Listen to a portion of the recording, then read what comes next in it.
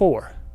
We could develop a communist Cuban terror campaign in the Miami area, in other Florida cities, and even Washington.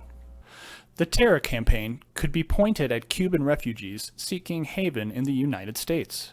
We could sink a boatload of Cubans en route to Florida, real or simulated.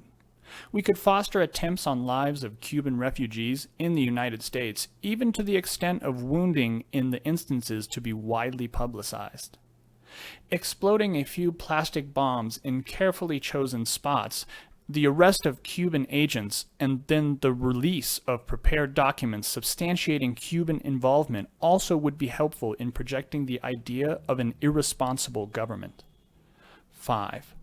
A Cuban-based, Castro-supported filibuster could be simulated against a neighboring Caribbean nation, in the vein of the 14th of June invasion of the Dominican Republic. We know that Castro is backing subversive efforts clandestinely against Haiti, Dominican Republic, Guatemala, and Nicaragua at present, and possible others. These efforts can be magnified and additional ones contrived for exposure. For example, advantage can be taken of the sensitivity of the Dominican Air Force to intrusions within their national airspace.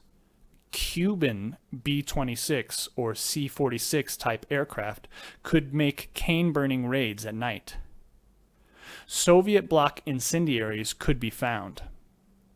This could be coupled with Cuban messages to the communist underground in the Dominican Republic and Cuban shipments of arms which would be found or intercepted on the beach. 6. Use of MiG-type aircraft by U.S. pilots could provide additional provocation. Harassment of civil air, attacks on surface shipping, and destruction of U.S. military drone aircraft by MiG-type planes would be useful as complementary actions. An F-86, properly painted, would convince air passengers that they saw a Cuban MiG, especially if the pilot of the transport were to announce such fact. The primary drawback to this suggestion appears to be the security risk inherent in obtaining or modifying an aircraft.